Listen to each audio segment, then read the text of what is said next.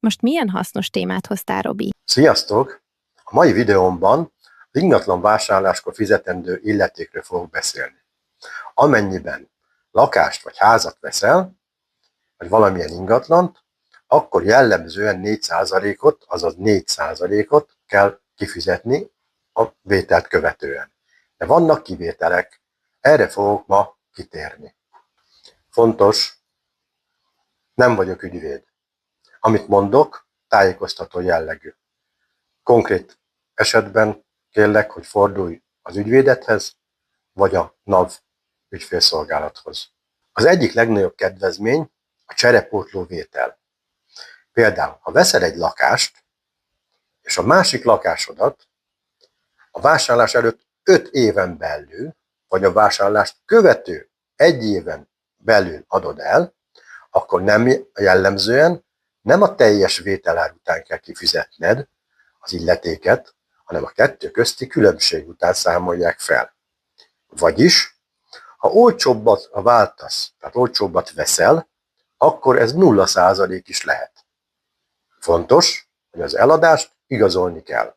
A Csok Pluszt, falusi Csok támogatás kihasználók illetékmentességben részesülnek, azaz ők lakástámogatás mellett ezen adó megfizetése alól is mentesülnek.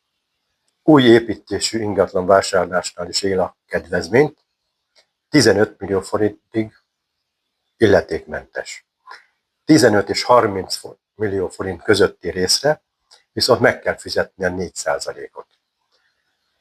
Nincs illetékmentesség viszont a 30 millió feletti ingatlan vásárlás esetében.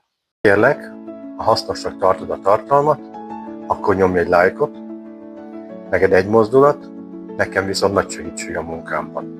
Ha gondolod, oszd meg a videót valakivel, akinek úgy érzed, hogy ez fontos lehet.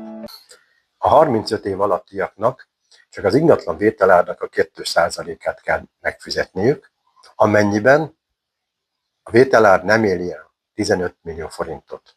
Illetékmentes lehet az egyenes ági rokonok közötti vízterhes tulajdonszerzés, a házasok közötti vízterhes vagyonszerzés, illetve a házassági vagyonközösség megszüntetése is.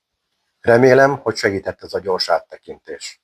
Amennyiben Budapesten eladó vagy kiadó ingatlanod van, és szeretnéd, hogy az egész folyamat egy kézbe legyen, és gördülékenyen menjen végig, akkor keresd meg bátran, mindjárt mutatom az elérhetőségeimet.